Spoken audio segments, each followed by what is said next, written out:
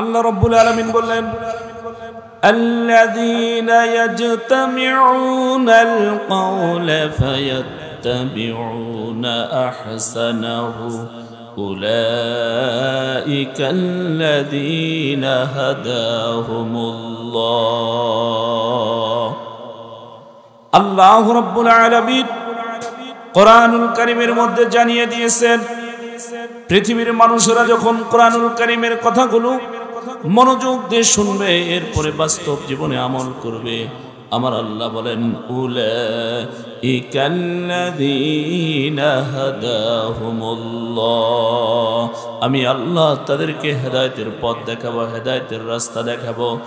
তার মানে মুফাসসিরিনে কেরাম বলতেছেন, আমার আল্লাহ রাব্বুল আলামিন হেদায়েতের রাস্তা দেখাবেন, তার মানে আমার আল্লাহ রাব্বুল আলামিন তাদেরকে সরাসরি আল্লাহ জান্নাতে প্রবেশ করা দিবেন। বলুন সুবহানাল্লাহ।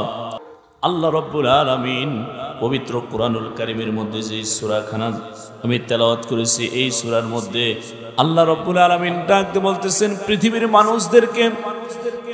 মানুষদের মধ্যে যারা আমরা ঈমানদার, আল্লাহর প্রতি যারা আমরা ঈমান এনেছি, আল্লাহকে না দেখে আমরা যারা বিশ্বাস করেছি, তাদেরকে আমার আল্লাহ রাব্বুল আলামিন ডাকতে বলতেছেন, দুনিয়ার মানুষ গো, আমি আল্লাহ রাব্বুল আলামিন তোমাদেরকে এমন একটি ব্যবসার সন্ধান দিব নাকি? আল্লাহ বলতেছেন এমন একটি ব্যবসার সন্ধান তোমাদেরকে দিব, যেই ব্যবসা করলে আল্লাহ বলতেছেন যন্ত্রণাদায়ক যে শাস্তি, সেই শাস্তি থেকে আল্লাহ বলতেছেন তোমাদেরকে বাঁচাবে, রক্ষা করবে। সুবহানাল্লাহ। পৃথিবীতে দুনিয়ার বুকে যত ব্যবসা আছে, সব ব্যবসার চাইতে শ্রেষ্ঠ ব্যবসা হলো আল্লাহ তাআলার ব্যবসা। আল্লাহ যে ব্যবসার কথা বলেছেন, সেই ব্যবসাটা হলো পৃথিবীর মধ্যে সর্বশ্রেষ্ঠ ব্যবসা। বলুন সুবহানাল্লাহ। আল্লাহ রাব্বুল আলামিন বলতেছেন পবিত্র কোরআনুল কারীমের মধ্যে, ইয়া আইয়ুহাল্লাযীনা আমানু, হে ঈমানদারগণ, হাল আদুল্লুকুম আলা তিজারাতিন তুনযীকুম মিন আযাবিন আলীম।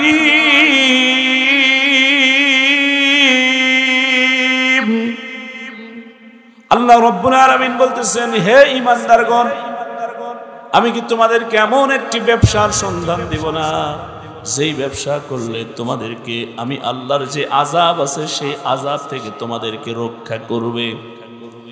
সম্মানিত ভাইয়েরা আমার, এরপরে আমার আল্লাহ রাব্বুল আলামিন 2 নম্বর আয়াতে কারিমার মধ্যে বলতেছেন, তুমিনুনা বিল্লাহি ওয়া রাসূলিহি ওয়া তুজাহিদুনা ফি সাবিলিল্লাহি বিআমওয়ালিকুম ওয়া আনফুসিকুম, যালিকুম খায়রুল লাকুম ইন কুনতুম তা'লামুন। আল্লাহু আকবার। আল্লাহ রাব্বুল আলামিন বলতেছেন, তুমিনুনা বিল্লাহি ওয়া রাসূলিহি, তোমরা ঈমান আনো আল্লাহ এবং রাসূলের প্রতি। আল্লাহ এবং রাসূলের প্রতি ঈমান আনতে হবে। বাপজিরা আমার, ভাইয়েরা আমার, আমরা আল্লাহ এবং আল্লাহর রাসূলের প্রতি ঈমানের দাবিদার। ঈমান নামক সামান্য বারুসটি আমাদের টিম করে জ্বলতেছে। ঈমান যদি আমাদের মজবুত থাকতো, তাহলে আহারে মুসলমান, এই যে কোরআনুল কারীমের আলোচনাগুলো হচ্ছে, এখানে হয়তো এই এলাকার শত শত মানুষ এখানে এসে বসে পড়তো। ঈমান আমাদের এমন হয়ে গেছে, ঈমান নামক যে বারুসটি, ঈমান নামক যে বাতিটি, এটা মিট করে জ্বলতেছে। কারণ আমরা ঈমানের সবাই দাবিদার, কিন্তু কার ঈমান আছে আর কার ঈমান নাই, এই পৃথিবীতে আলু বলেন, পটল বলেন, ধান বলেন, পাট বলেন, গম বলেন, সব মাপার একটা যন্ত্র আছে, কিন্তু আমাদের ঈমান মাপার মতো যন্ত্র আমরা খুঁজে পাই না। এজন্য আমরা ঈমানটাও মাপে দেখি না। আমার ঈমান কতটুকু আছে আর কতটুকু চলে গেছে, আমার ঈমান আছে না নাই, এটা মাপে আমি কখনো দেখি নাই। আল্লাহ তাই ডাকতে বলেন, তুমিনুনা বিল্লাহি ওয়া রাসূলিহি, তোমরা আল্লাহ এবং আল্লাহর রাসূলের প্রতি ঈমান আনো। সুবহানাল্লাহ বলবেন না? আল্লাহ ডাকতে বলেন, আল্লাহ এবং আল্লাহর রাসূলের প্রতি ঈমান আনো। আমার মুসলমান ভাইয়েরা আমার, এরপরে আল্লাহ কঠিন একটি কথা বলেছেন, যেই কথাটি মুসলমান ভাইয়ের আমার, আল্লাহ রাব্বুল আলামিন কোরআনুল কারীমের মধ্যে এত সুন্দর করে বলেছেন, কিন্তু ওই কথাটি আমরা যদি শুনি, অনেক ব্যক্তি আছে শরীরের মধ্যে অ্যালার্জি অর্থাৎ চুলকানি শুরু হয়ে যায়। কিছু ব্যক্তি আছে মাঝে মাঝে কিছু তরকারি খেলে কিছু মানুষের শরীর চুলকায়, তার মধ্যে বেগুন। কিছু ব্যক্তি আছে সহ্য করতে পারে। আমার ভাইয়েরা, ইতুমিনুনা বিল্লাহি ওয়া রাসূলিহি, আল্লাহ বললেন তোমরা ঈমান আনো আল্লাহ এবং আল্লাহর রাসূলের প্রতি। এরপরে আল্লাহ ডাক দিয়ে বলেন, ঈমান আনার পরে আল্লাহ রাব্বুল আলামিন সুন্দর করে এবার ডাক দিয়ে বলেন যে ঈমান যদি এনে থাকো, কারণ ঈমান তো একটা মূল্যবান সম্পদ। এই পৃথিবীতে আপনি ওয়াজ মাহফিল বলেন, এ কোরআনের তেলাওয়াত বলেন, আপনি ভালো যত কাজ আছে যেই কাজই করেন না কেন, ঈমান নামক আমাদের যদি দৌলত না থাকে, কোনো কাজ আল্লাহর দরবারে কবুল হবে না। আল্লাহর কাছে কোনো কাজের সওয়াব পাওয়া যাবে না যদি ঈমান না থাকে। পরকালে কোনো ভালো কাজের সওয়াব পাওয়া যাবে? কোনো ভালো কাজের সওয়াব পাওয়া যাবে। এই জন্য ঈমান কিন্তু আমাদের মজবুত করতে হবে। ঈমান যদি থাকে তাহলে ছোট্ট যদি একটা নেক আমল করি, সেই নেক আমলটা আল্লাহর দরবারে কি হবে? কবুল হবে। আমার ভাইরা, এজন্য আপনাদেরকে বোঝার জন্য, অতি সহজে আপনাদেরকে বোঝার জন্য, আপনাদের এই যে বাজার, এই বাজারে শুধু মুসলমানের দোকান আছে তা না। এই বাজারে, আপনাদের এই ফতেপুর বাজারে দেখবেন যে হিন্দু, বৌদ্ধ, খ্রিস্টান, মুসলমান সবার দোকান আছে। হিন্দুরও দোকান আছে ফতেপুর বাজারে।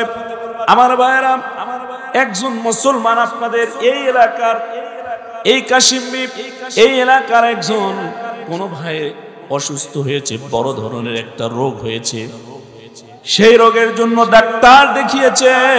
ডাক্তার সাহেব বলেছে যদি চিকিৎসা করতে হয়, তোমার 2টা কিডনির সমস্যা হয়ে গেছে, এই 2 কিডনির অপারেশন করতে প্রায় 10 লক্ষ টাকার প্রয়োজন। 10 লক্ষ টাকা লাগবে। আমার মুসলমান ভাইরা, আমার আল্লাহর বান্দা, গরিব মানুষ, অসহায় মানুষ, এই গরিব অসহায় মানুষ আল্লাহর বান্দা এবার চিন্তা করলো আমি ফতেপুর বাজারে যাই, সওয়াল করব। এবার আল্লাহর বান্দা চলে গেছে। এবার আল্লাহর বান্দা ফতেপুর বাজারে গিয়ে সওয়াল করা শুরু করে দিয়েছে। যাই এক দোকানদারকে বলেছে, ভাই আমি বড় অসুস্থ, আমি বড় অসহায়, আমারে কিছু সাহায্য করেন, প্রায় 10 লক্ষ টাকার প্রয়োজন, আমাকে কিছু সাহায্য করেন। সঙ্গে সঙ্গে আমার মুসলমান ভাইয়েরা, আমার বাপজিরা, আমার আল্লাহর বান্দা দোকানদার বেটা থেকে মুসলমান 10টি টাকা বের করে দিয়েছে। এবার অসুস্থ ব্যক্তিটি চিন্তা করলো, আহারে আমি বললাম আমার 10 লক্ষ টাকার দরকার, মাত্র 10টা টাকা আমাকে বের করে দিয়েছে। এরপরের দোকানে গেছে, পরের দোকানদার বেটা হলো হিন্দু।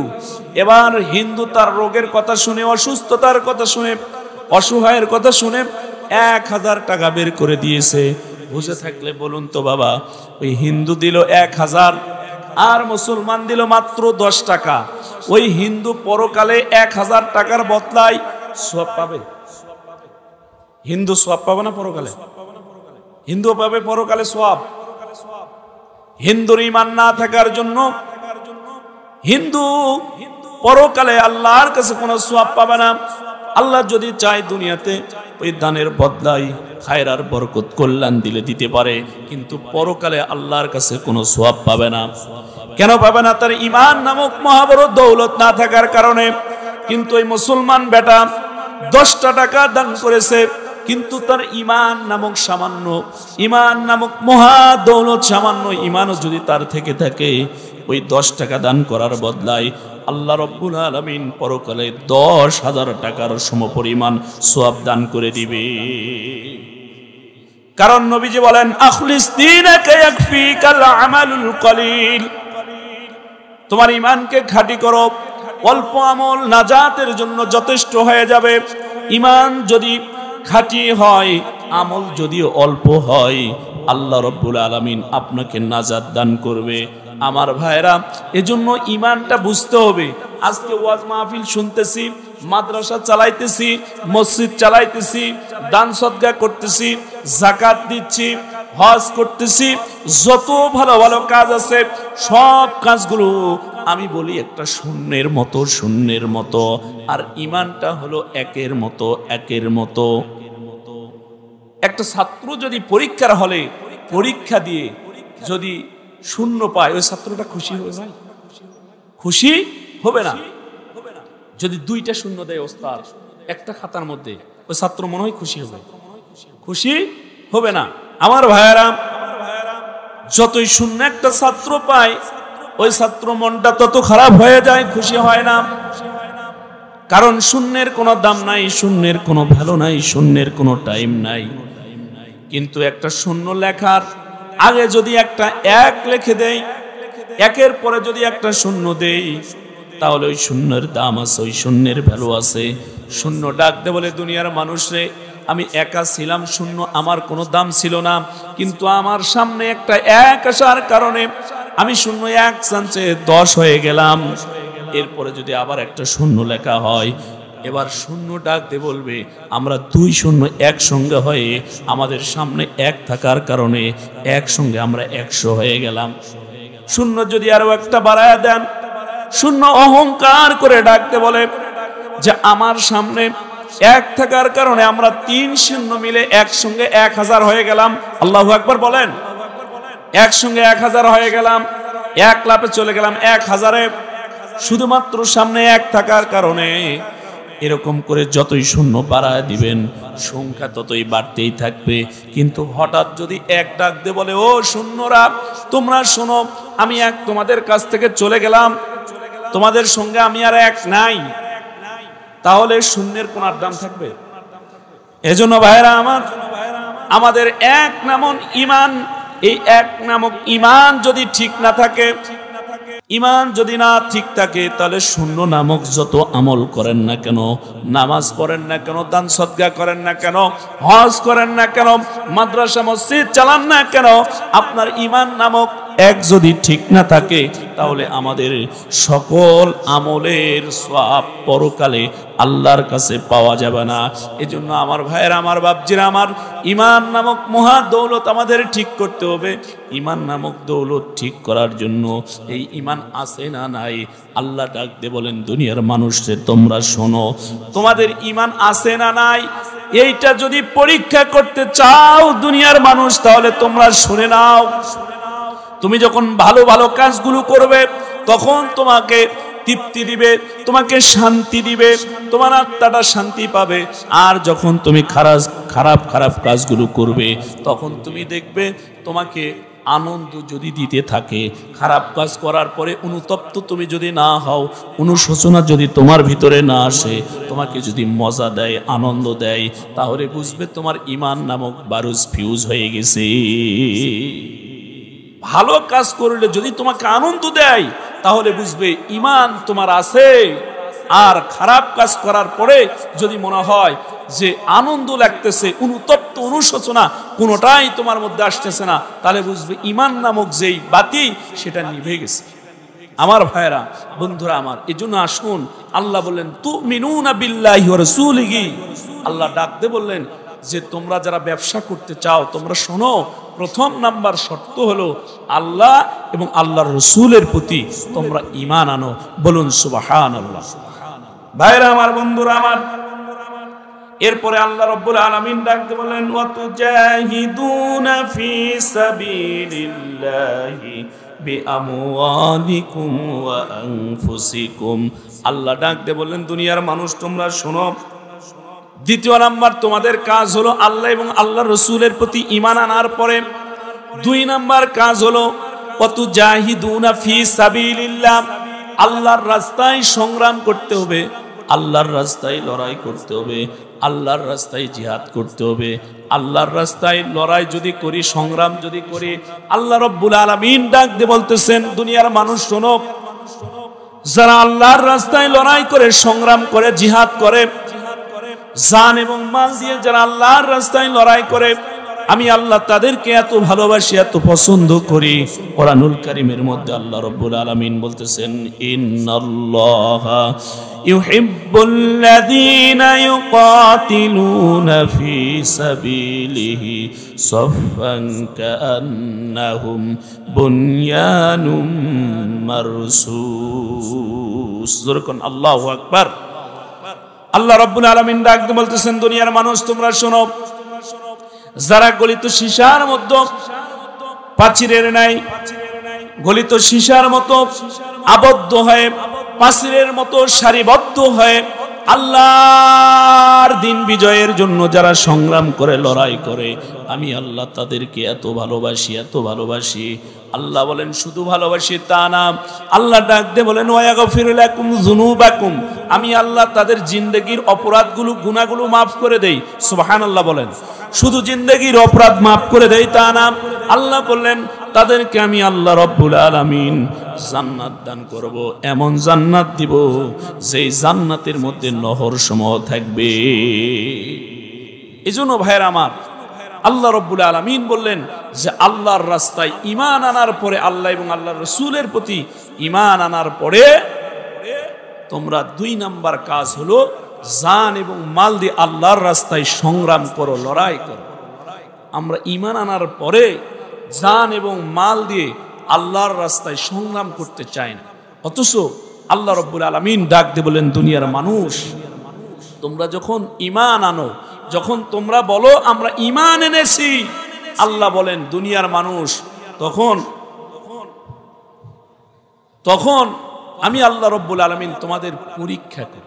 যখনই তোমরা ঈমান আনবে তখন তোমার পরীক্ষা নেওয়াও আমি আল্লাহর শুরু হয়ে যাবে। বলুন সুবহানাল্লাহ। আমার ভাইয়েরা, হযরত ইব্রাহিম আলাইহিস সালাতু ওয়াস সালাম আল্লাহর কাছে প্রায় 50টিরও বেশি ছোট বড় পরীক্ষা দিয়েছেন। সুবহানাল্লাহ বলেন। প্রত্যেকটা পরীক্ষায় গোল্ডেন A+ নিয়ে পাশ করেছেন। তার মধ্যে থেকে হযরত ইব্রাহিম মিল্লাতা আবিকুম হুয়া সাম্মাকুমুল মুসলিমিন, মুসলমানদের জাতির পিতা হযরত ইব্রাহিম আলাইহিস সালাতু ওয়াস সালাম ছোট বড় কম বেশি প্রায় 50টি আল্লাহর কাছে পরীক্ষা দিয়েছেন। তার মধ্যে সবচাইতে বড় বড় 5টি পরীক্ষা দিয়েছিলেন। তার মধ্যে হযরত ইব্রাহিমের প্রথম পরীক্ষা হলো আল্লাহ রব্বুল আলামিনের প্রতি ঈমান আনার কারণে আল্লাহ রব্বুল আলামিন তাকে পরীক্ষায় ফেলালেন। আর সেই পরীক্ষার প্রথম নাম্বার পরীক্ষা হলো আল্লাহ রব্বুল আলামিন হযরত ইব্রাহিমকে অগ্নিকুণ্ডের মধ্যে নিক্ষেপ করাইলেন নমরুদের দ্বারা। আল্লাহ শুধু তাকায় তাকায় দেখতেছিলেন ইব্রাহিমের ঈমান কতটুকু মজবুত আছে। আল্লাহ শুধু চেয়ে দেখতেছিলেন ইব্রাহিম দুনিয়ার কোনো মানুষের কাছে, কোনো জিনের কাছে, কোনো ফেরেশতার কাছে সাহায্য চায় কিনা। হযরত ইব্রাহিমকে ফেরেশতা যায় ডাক দিয়ে বললেন, ওগো পয়গম্বর, আপনি শুধু অর্ডার দেন, নমরুদের আন্ডা গোষ্ঠী যা আছে সব উল্টিয়ে দিব, সব শেষ করে দিব। কিন্তু মুসলমান ভাইয়েরা আমার, হযরত ইব্রাহিম ডাক দিয়ে বলেন, যে আল্লাহ রব্বুল আলামিন তোমাকে পাঠাইছে সাহায্য করার জন্য, সে আল্লাহ চেয়ে থেকে দেখতেছে, যদি পারে আল্লাহ আমাকে সাহায্য করুক, তোমার সাহায্যের দরকার নাই। বলুন না আল্লাহু আকবার।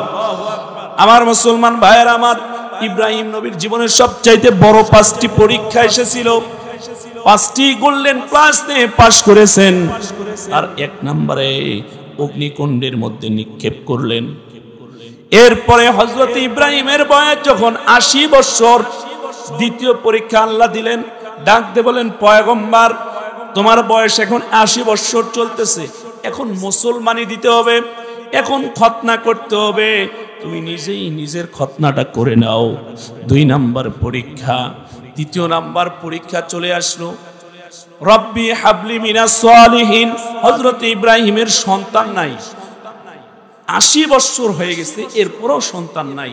আল্লাহর কাছে তবু ফরিয়াদ করে, আল্লাহ আমাকে একটা নেক সন্তান দাও, নেক সন্তান দাও, নেককার একটা সন্তান দাও।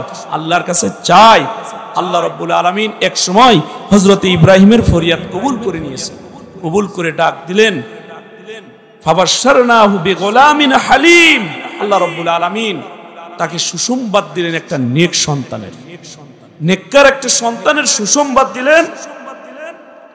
এই নেক সন্তানের সুসংবাদ পাওয়ার পরে আমার ভাইয়েরা, হযরত ইব্রাহিম আলাইহিস সালাতু ওয়াস সালাম এবার আল্লাহর 3য় নাম্বার পরীক্ষায় বলেন যে সন্তান আল্লাহ তাআলা দিলেন, সুসংবাদের পর সন্তান একটা দিলেন, নেককার সন্তান। এই সন্তানটা হওয়ার পরেই আল্লাহ রাব্বুল আলামিন কিছুদিনের মধ্যে অর্ডার দিলেন, ইব্রাহিম তুমি এবারে তোমার সন্তান এবং তোমার স্ত্রীকে নিয়ে তুমি একেবারে মরুভূমির মধ্যে নিয়ে যায় রেখে আসো। কত বড় পরীক্ষা! যার সন্তান নাই 30 বছর পর যদি একটা সন্তান হয়, 80 বছর বাদ দিলাম, 30 বছর পর যদি একটা সন্তান হয়, সেই সন্তানকে যদি আল্লাহ ডাক দিয়ে বলে, বান্দা তোমার সন্তানকে নিয়ে যায় ওই সাহারা মরুভূমি নয়, আরবের মরুভূমি নয়, ওই নিয়ে যায় এখান থেকে 30 কিলো দূরে রেখে আসো, আপনার আমার দ্বারাই হয়তো সম্ভব নাও হতে পারে। আমার ভাইয়েরা, হযরত ইব্রাহিম কোনো কথা না বলে স্ত্রী সন্তানকে নিয়ে চলে গেলেন। বর্তমান যেখানে কাবা, যেখানে জমজম কূপ, সেই জায়গায় হযরত ইব্রাহিম তার স্ত্রী এবং সন্তানকে নিয়ে যায় রেখে চলে আসে আল্লাহর হুকুমে। এই পরীক্ষাতেও পাশ করলেন। আল্লাহু আকবার বলুন। আমার ভাইয়েরা, এরপরে আল্লাহ রাব্বুল আলামিন আবার একটি পরীক্ষা নিলেন যে ইব্রাহিম এখন সন্তান তোমার সঙ্গে হাঁটা চলা করার মতো একটা বয়স হয়ে গেছে। ইব্রাহিম তুমি আমাকে বেশি মহাব্বত করবে, আমাকে বেশি ভালোবাসতেছো না তোমার সন্তানকে বেশি ভালোবাসতেছো? এমন কথা আল্লাহ রাব্বুল আলামিন ইব্রাহিম নবীকে বললেন। কোরআনুল কারীমের মধ্যে কথাগুলো আছে। আমার ভাইয়েরা, আমি যেহেতু রাত অনেক হয়ে গেছে, আপনারাও হয়তো ধৈর্যহারা হয়ে গেছেন, এখানে শেষ করে দিব। তবে হযরত ইব্রাহিম এবার 4 নাম্বার আল্লাহ পরীক্ষা নিচ্ছেন যে সন্তানকে আল্লাহ রাব্বুল আলামিন কুরবানি করার জন্য অর্ডার দিলেন। কত বড় কথা! 80-85 বছর বয়সে সন্তান হলো, সেই সন্তানের কুরবানি করার জন্য আল্লাহ অর্ডার দিলেন। ইব্রাহিম নবী হযরতে ইসমাইল পয়গম্বরকে নিয়ে ছুটলেন। আল্লাহ অর্ডার দিয়েছেন, কথা ছাড়া হযরত ইসমাইলকে নিয়ে ছুটলেন কুরবানি দেওয়ার জন্য। আমার ভাইয়েরা, চিন্তা করে দেখেন, আমরাও তো কুরবানি দিই, আমাদের কুরবানিগুলো কবুল হয় কিনা আমরা গ্যারান্টি ওয়ারেন্টি এগুলো কি পাই? আমরা কি বলতে পারবো যে আমার কুরবানি কবুল হয়েছে? এরকম কি আমরা বলতে পারবো? আমার মুসলমান ভাইয়েরা, কুরবানি তাদের কবুল হবে, কাদের কুরবানি কবুল হবে? ইব্রাহিম নবী ছুরি চালাইছেন, ইসমাইল নবী কাটে নাই, রক্ত বের হয় নাই। আল্লাহর দরবারে হযরতে ইব্রাহিম যেই কুরবানি দিতে গিয়েছিলেন, সেই কুরবানি আল্লাহ কবুল করেছেন কিনা? আল্লাহ রাব্বুল আলামিন কবুল করেছেন। আপনার আমার কুরবানিগুলো যদি কবুল করাইতে চাই, আল্লাহ বলেন 4টা শর্ত মেনে কুরবানি দিলে তোমার জীবনের যত কুরবানি আছে সব কুরবানি আমি আল্লাহ রাব্বুল আলামিন কবুল করে নিব। বলেন সুবহানাল্লাহ। আল্লাহ রাব্বুল আলামিন বলতেছেন, আল্লাযীনা ইযা যুকিরাল্লাহু ওয়াজিলাত কুলুবুহুম ওয়াস-সাবিরিনা আলা মা আসাবাহুম ওয়াল মুকিমিস সালাতি ওয়া মিম্মা রাযাকনাহুম ইনফিকুন। আল্লাহু আকবার। আপনার আমার জীবনের সব কুরবানি আল্লাহ কবুল করবেন 4 শর্তের বিনিময়ে। কয় শর্ত? 4টি শর্ত। আমরা জীবনে যত কুরবানি করি সব কুরবানি কবুল করাইতে হলে আল্লাহ রাব্বুল আলামিন বলেন, আল্লাযীনা ইযা যুকিরাল্লাহু ওয়াজিলাত কুলুবুহুম, আল্লাহর যখন কথাগুলো শুনবে, আল্লাহর নাম যদি কোথাও উচ্চারণ হয়, তখন আপনার অন্তরটা যদি কেঁপে ওঠে। এরপরে আল্লাহ রাব্বুল আলামিন ডাকতে বললেন, ওয়াস-সাবিরিনা আলা মা আসাবাহুম। দ্বিতীয় নাম্বার শর্ত হলো সর্ব অবস্থায় আপনাকে আল্লাহর জন্য, ইসলামের জন্য, কোরআনের জন্য ধৈর্য ধারণ করতে হবে। তৃতীয় নাম্বার ওয়াল মুকিমিস সালাতি, তৃতীয় নাম্বার নামাজ কায়েম করতে হবে। চতুর্থ নাম্বার ওয়া মিম্মা রাযাকনাহুম ইনফিকুন। চতুর্থ নাম্বার শর্ত, আল্লাহ ডাক দিয়ে বলেন, তোমার জীবনের শুধু পশু কুরবানি নয়, তোমার জীবনের সকল কুরবানি আমি আল্লাহ তখন কবুল করব যখন এই 4 শর্ত তুমি পূরণ করতে পারবে। চতুর্থ নাম্বার শর্ত আল্লাহ রাব্বুল আলামিন ডাক দিয়ে বললেন, ওয়া মিম্মা রাযাকনাহুম ইনফিকুন। আল্লাহর দেওয়া সেই সম্পদ আল্লাহ তোমাকে দিয়েছে, সেখান থেকে তোমাকে ব্যয় করতে হবে। আমার মুসলমান ভাইরা আমার, তাহলে আপনার আমার জীবনের যত কুরবানি আছে এই 4টা শর্ত যদি পালন করতে পারি, তাহলে আল্লাহ ডাকতে বলেন, দুনিয়ার মানুষরে তোমার জীবনের সময় এই যে দান করতেছেন, এই সময়ের কুরবানি, আপনার যত ভালো কাজের কুরবানি, আপনার আন্দোলনের কুরবানি, আপনার যত দ্বীনি কাজে অর্থ সম্পদ ব্যয়ের কুরবানি, সব কুরবানি আল্লাহ কবুল করবেন। তখন একজন মুমিন মুসলমান যখন এই চারটা শর্ত পূরণ করবে, চার শর্ত মেনে যদি আপনার জীবন যদি আপনি কুরবানি করেন, আপনার প্রত্যেকটা কুরবানি আল্লাহ রব্বুল আলামিন কবুল করে নেবেন। এজন্য মুসলমান ভাইরা আমার, বন্ধুরা আমার, যেহেতু আমাকে শেষ করার জন্য বলা হয়েছে, আমার ভাইয়েরা, আমি আলোচনা ওইভাবে এজন্য করলাম না, শুধু আপনাদেরকে তরজমাটুকু শোনালাম। আমার ভাইয়েরা আমার, বন্ধুরা আমার, যদি আমি আল্লাহ এবং আল্লাহর রাসূলের প্রতি ঈমান আনার পরে আল্লাহর রাস্তায় জান আর মাল দিয়ে যদি সংগ্রাম করতে পারে, লড়াই করতে পারে, আল্লাহ বলেন, দুনিয়ার মানুষ তোমরা শুনে নাও, তোমাদের জীবনের যত গুনাহ আছে, যত অপরাধ আছে, সমস্ত অপরাধগুলো আমি আল্লাহ রব্বুল আলামিন মাফ করে দিব। এরপরে তোমাদেরকে আমি আল্লাহ জান্নাত দান করে দিব। আমার মুসলমান ভাইরা আমার, বাপজিরা আমার, বন্ধুরা আমার প্রিয় ভাইরা আমার, আল্লাহর রাসূল সাল্লাল্লাহু আলাইহি ওয়াসাল্লাম বলতেছেন, আন জাবির রাদিয়াল্লাহু তাআলা আনহু আন্নাহু قال رسول الله صلى الله عليه وسلم أي أعمال أفضل قال الإيمان بالله والجهاد في سبيل الله رواه البخاري।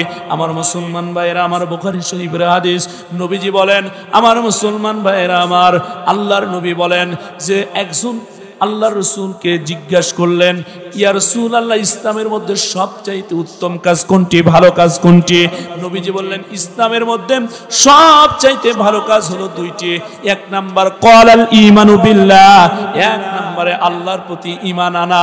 দ্বিতীয় নাম্বার ওয়াল জিহাদু ফি সাবিলিল্লাহ, দুই নাম্বার ভালো কাজটি হলো আল্লাহর রাস্তায় সংগ্রাম করা, লড়াই করা।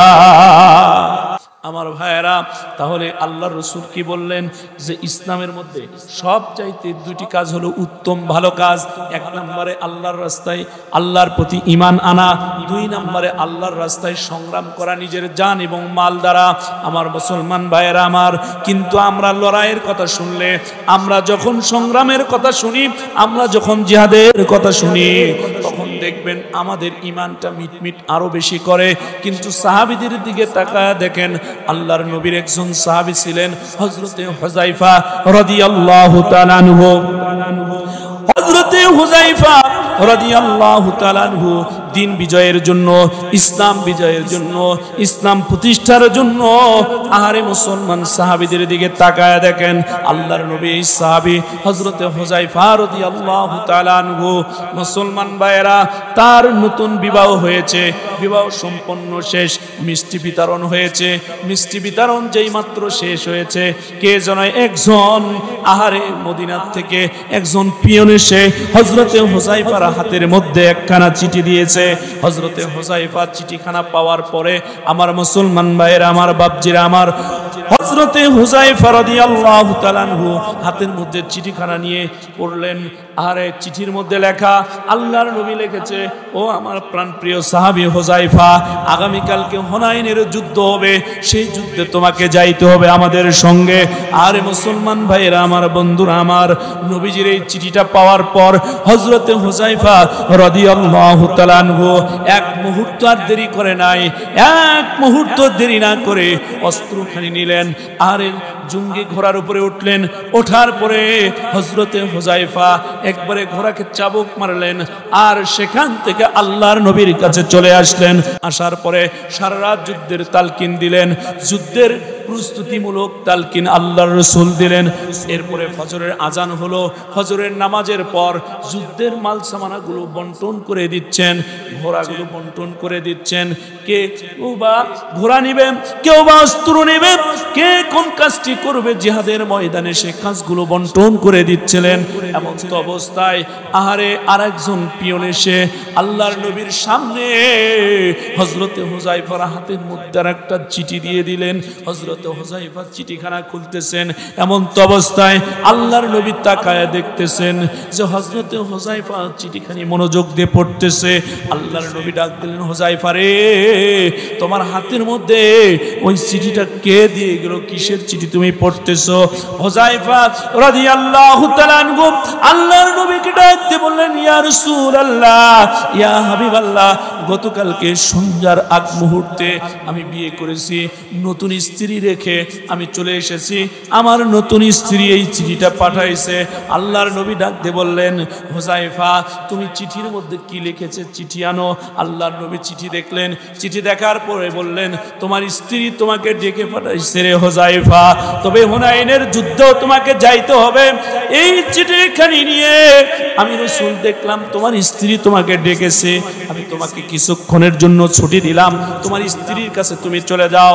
আমার মুসলমান ভাইয়ের, আমার বাপজিন আমার, এবার আল্লাহর নবীর সাহাবী এবার আল্লাহর রাসূলের কাছ থেকে ছুটি নিলেন, কারণ আল্লাহর রাসূল তো কঠোর হৃদয়ের ছিলেন না, আল্লাহর নবীর অন্তরটা ছিল নরম।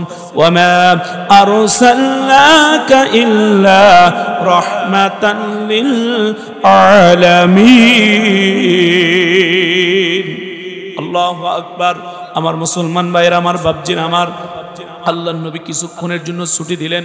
হযরত হুযায়ফা চলে গেলেন ঘোড়া নিয়ে, স্ত্রীর কাছে গেলেন, যায় ডাক দিয়ে বলেন, প্রাণপ্রিয় স্ত্রী, আমাকে চিঠি লিখে ডাকা হয়েছে, তবে এই মুহূর্তে আমি আর বাড়িতে ঢুকবো না।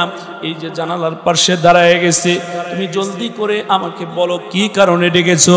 স্ত্রী ডাক দিয়ে বলতেছে, প্রাণের স্বামী, গতকালকে তোমার সঙ্গে আমার বিয়ে হয়েছে, বাসর রাতটা পর্যন্ত হয় নাই, শুধু মিষ্টি বিতরণ হয়েছে, এরপরে আপনি চলে গেছেন। ওগো প্রাণের স্বামী, একটু আপনি ভিতরে দয়া করে মেহেরবানি করে আসবেন, আপনার সঙ্গে কিছু কথা বলে আমি আপনাকে ছেড়ে দিব। জিহাদের ময়দানে আপনি যাবেন, চলে যান, তবে আপনার সঙ্গে একটু পরিচয় হোক আমার দুনিয়াতে, যেন কিয়ামতের ময়দানে আপনি আমাকে চিনতে পারেন। জোরে কোন সুবহানাল্লাহ। হযরতে হুযায়ফা রাদিয়াল্লাহু তাআলা আনহু এবার স্ত্রীর কাছে চলে গেলেন। এবার স্ত্রী ডাক দিয়ে বলল, প্রাণের স্বামী, একটু আপনার জন্য আমি দোয়া করব। আমি যখন হাত উঠাইব, আমি আল্লাহর কাছে দোয়া করব, আপনি আমার পিছনে হাতটা উঠাইয়ে আপনি শুধুমাত্র আমিন আমিন বলতে থাকবেন। হযরতে হুযায়ফা ডাক দিয়ে বলল, প্রাণের স্ত্রী, আমি আমিন আমিন বলবো, তবে যদি বলার মতো হয় তাহলে আমিন বলবো, আর যদি বলার মতো না হয় আমি আমিন বলবো না। আমার মুসলমান ভাইয়েরা, আমার বাপজিরা, আমার বন্ধুরা আমার, এবার হযরতে হুযায়ফা রাদিয়াল্লাহু তাআলা আনহুর স্ত্রী সঙ্গে সঙ্গে হাতখানি উঠায়ে আল্লাহর কাছে বলতেছেন, আল্লাহ, আমার স্বামীকে আয় আল্লাহ তুমি গাজী বানায়া দিও। হযরতে হুযায়ফা এবার হাতের মধ্যে তরবারির উল্টা পিঠ দিয়ে একটা মৃদু আঘাত করলেন। মৃদু আঘাত করে ডাক দিয়ে বললেন, প্রাণের স্ত্রী আমার, ওগো প্রাণের স্ত্রী, যেই দোয়া তুমি করতেছো ওই দোয়া আমার আল্লাহর কাছে কবুল হবে না, কবুল হবে না। কারণ এই মুহূর্তে আমি হুযায়ফা আমার নাকের মধ্যে জান্নাতের সুঘ্রাণ পাইতেছি। আমি হুযায়ফা এই মুহূর্তে জান্নাতের সুঘ্রাণ আমার নাকের মধ্যে পাইতেছি।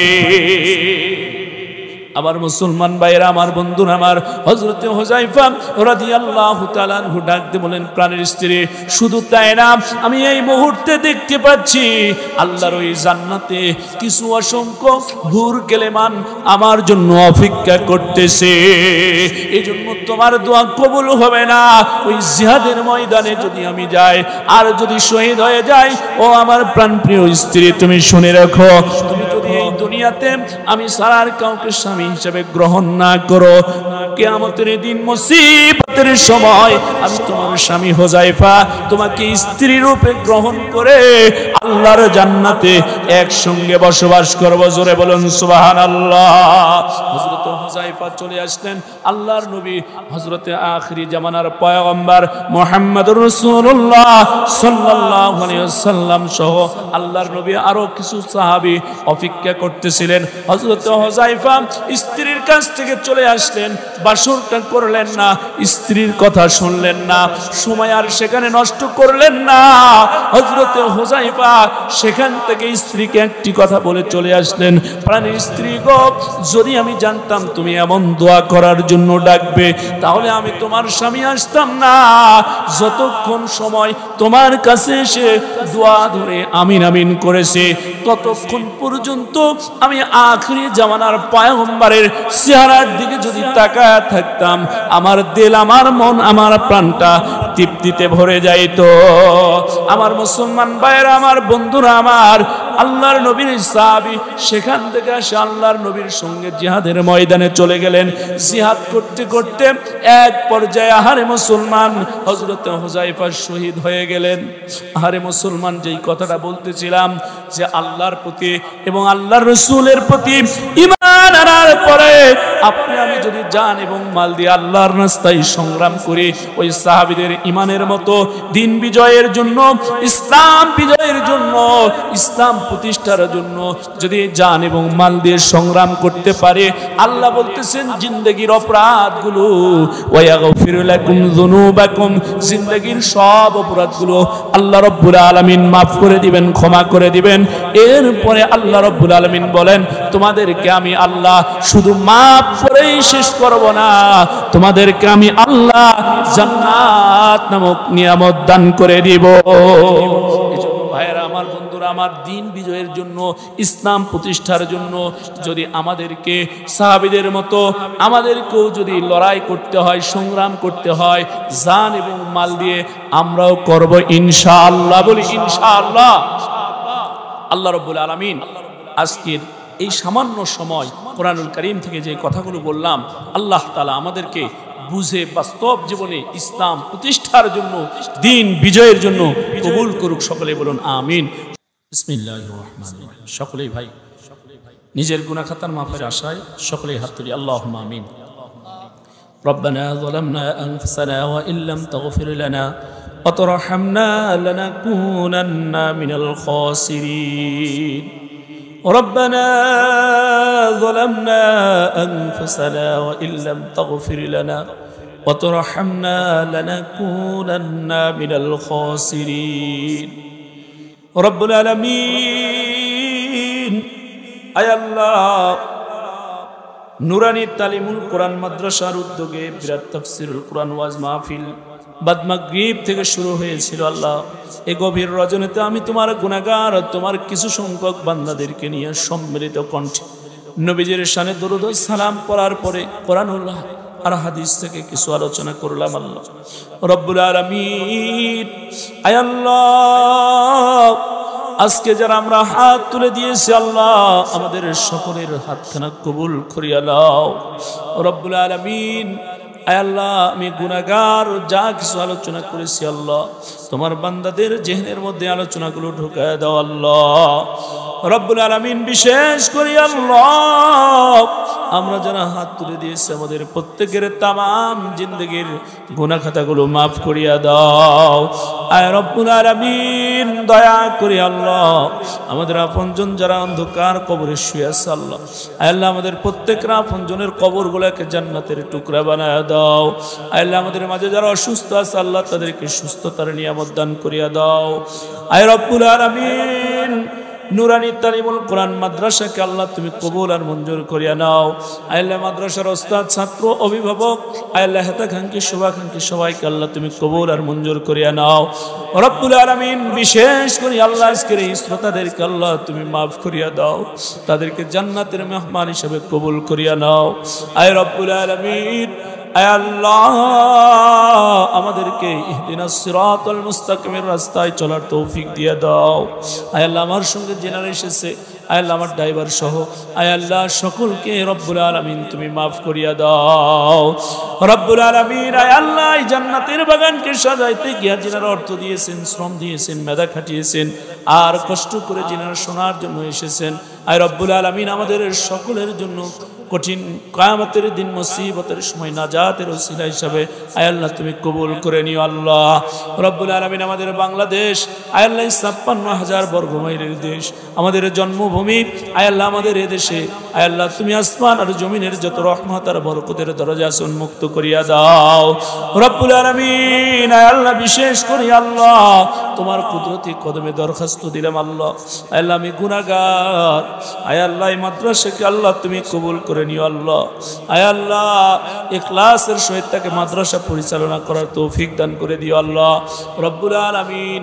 আয় আল্লাহ মাদ্রাসার আয় আল্লাহ ছাত্র বৃদ্ধি করে দিও আল্লাহ। আয় আল্লাহ এলাকার সকলের একটা মহাব্বত মাদ্রাসার প্রতি পয়দা করে দিও আল্লাহ। আয় রব্বুল আলামিন আয় আল্লাহ যে শ্রম দিচ্ছে আল্লাহ মাদ্রাসার মুহতামিম রব্বুল আলামিন, তার শ্রমকে আল্লাহ তার মেধাকে কবুল করে নিও আল্লাহ রব্বুল আলামিন। বিশেষ করে আল্লাহ গভীর রজনীতে আল্লাহ তুমি আমাদের আব্বা আম্মাকে মাফ করে দিও আল্লাহ। আয় আল্লাহ যাদের মা নাই, যারা বাড়িতে গিয়া মাকে মা মা মা বলে ডাক দিতে পারবে না রে আল্লাহ, আয় আল্লাহ যাদের মা নাই, যাদের আব্বা নাই, তাদের আব্বা আম্মাকে আল্লাহ তুমি মাফ করে দিও। রব্বির রহমহুমা কামা রব্বায়ানি সগীরা। রব্বুল আলামিন আল্লাহ আমাদের যাদের মা বাবা দুনিয়ায় জীবিত আছে আল্লাহ, মা বাবাকে নেক হায়াত দারাজ করো, মা বাবাকে সুস্থ রাখো রে আল্লাহ। আয় আল্লাহ আজকের যে সমস্ত মা বোনেরা এসেছিল আলোচনা শোনার জন্য, আয় আল্লাহ তাদেরকে আবেদা সালেহ হিসেবে কবুল করিয়া নাও, তাদের মনের নেক নিয়তকে আল্লাহ তুমি কবুল করিয়া নাও রব্বুল আলামিন। আয় আল্লাহ আমাদের যাদের সন্তান আছে আল্লাহ দুনিয়াতে সন্তানদেরকে নেককার হওয়ার তৌফিক দিয়ে দাও। আয় আল্লাহ এমন জন আছে আয় আল্লাহ বিবাহের বয়স হলো এখনো 20, আয় আল্লাহ এখন পর্যন্ত একটা সন্তানও হয় নাই। আয় আল্লাহ সেদিন এক ভাই দোয়া চেয়েছে তার সন্তান নাই। আয় আল্লাহ হযরত ইব্রাহিমকে আয় আল্লাহ ৮৬ বছরে যদি সন্তান দিতে পারো, আয় আল্লাহ 20 বছর হয়েছে বিবাহর জীবন, আয় আল্লাহ তুমি তো পারো তাকে সন্তান দান করতে রে আল্লাহ। আল্লাহ যাদের সন্তান নাই আয় আল্লাহ তাদেরকে সন্তান দান করিও রব্বুল আলামিন। আয় আল্লাহ তোমার কুদরতি কদমে দরখাস্ত দিলাম আল্লাহ, আমরা রব্বুল আলামিন যারা হাত তুলে দিয়েছি কঠিন কিয়ামতের দিন মুসিবতের সময় তোমার পছন্দের তোমার নেককার যে সমস্ত বান্দাদেরকে মাফ করে করে জান্নাত দিবা আল্লাহ, আমাদেরকে যদিও জান্নাত না দাও ওই নেককার বান্দাদের জান্নাতের আয় আল্লাহ বারান্দায় একটুখানি জায়গার ব্যবস্থা করে দিও আল্লাহ। বিশেষ করে এই বাজারের যত ব্যবসায়িক ভাইরা আছে আল্লাহ সকলকে তুমি মাফ করে দিও, সকলের ব্যবসা প্রতিষ্ঠানকে হেফাজত করে দিও রব্বুল আলামিন। আয় আল্লাহ অত্র এলাকার যত কবর আছে সমস্ত কবরকে আল্লাহ মাফ করে জান্নাতের টুকরা বানায়া দিও আল্লাহ। রব্বানা আতিনা ফিদ দুনিয়া হাসানাতাও ওয়া ফিল আখিরাতি হাসানাতাও ওয়া কিনা আযাবান নার। সুবহান রাব্বিকা রাব্বিল ইজ্জাতি আম্মা ইয়াসিফুন ওয়া সালামুন আলাল মুরসালিন ওয়ালহামদুলিল্লাহি রাব্বিল আলামিন। আমিন।